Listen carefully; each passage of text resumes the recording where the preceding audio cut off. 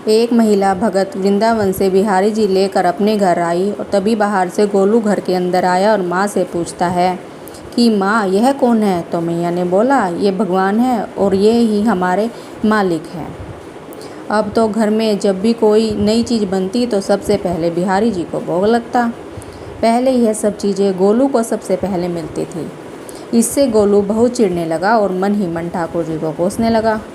एक दिन गोलू की माँ काम पर जाते समय बोली, गोलू यमुना जी से मटके में जल भर कर लाना।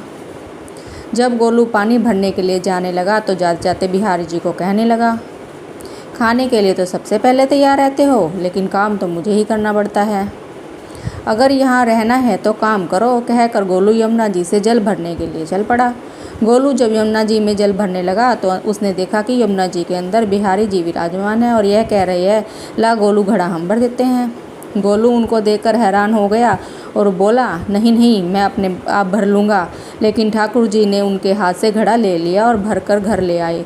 गोलू घर आकर डर गए तो माँ को पता लगा कि मैंने ठाकुर जी से काम करवाया है तो आज मेरी पक्की पिटाई होगी। माँ ने घर आकर बिहारी जी को गीले कपड़े एकदम से हैरान हो गई और कहने लगी कि गोलू यह जरूर तेरी शरारत है, जरूर तूने ही इन पर जल डाला है। गोलू ने अपनी माँ को समझाने का बहुत प्रयास किया लेकिन माँ नहीं, उसको डांट कर चुप करा दिया और ठाकुर जी के भीगे हुए वस्त्रों को बदलने लगी। अगले दिन जब माँ ने गोलू को अनाज पिसवाने का काम दिया तो बिहारी जी फिर अनाज का कनस्तर लेकर माँ को ठाकुर जी के वस्त्रों के ऊपर सूखा आटा पड़ा मिला। तो माँ ने फिर गोलू को डांटा कि तुझे पता नहीं कि यह हमारे भगवान है और तू भगवान के साथ शरारत करता है। आज तूने फिर इनके ऊपर आटा फेंका है। तो गोलू शपथ लेकर कहने लगा, नहीं माँ, मैंने कोई शरारत नहीं करी है, यह तो मेरे हाथ से गेहूं का कनस्तर लेकर खुद पिसवा कर आए हैं। गोलू की माँ आज बहुत गुस्सा हुई। अगले दिन फिर माँ बोली, बेटा गोलू, आज तुम्हारे बाबा बाहर गांव से वापस लौट आएंगे, बस आज का ही काम है। तुम जंगल से थोड़ी लकड़ियाँ ले आना। गोलू फिर डर गया, कहीं ठाकुर जी फिर मेरे पीछे ना जाए। गोलू ने माँ को बोला कि मैं चला जाऊँगा, लेकिन बिहारी जी को समझा लो, वह मेरे पीछे नहीं आए। उसकी माँ हंसकर बोली, हा हा, समझा दूंगी, तुम जाओ तो सही। गोलू जल्दी जल्दी लकड़ियाँ लेने जंगल में चला गया और माँ काम पर चली गई। लेकिन उस दिन माँ काम से जल्दी वापस आ गई। देखा बिहारी जी अपनी चौकी पर विराजमान नहीं है। वह तो एकदम से घबरा गई, कहीं गोलू की शरारत तो नहीं।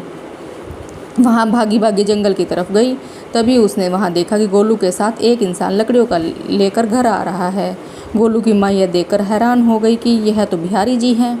यह क्या, हमारे भगवान हमारा काम कर रहे हैं।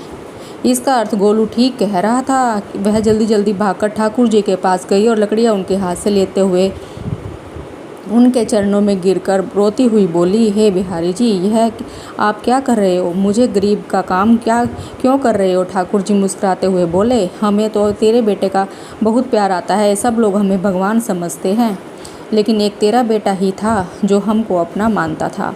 अपना मानकर ही हमें डांट भी देता था और गुस्सा भी करता था, और जो हमें एक बार अपना मान लेता है तो हम उसके मान के लिए उसके ही हो जाते हैं। Thank you.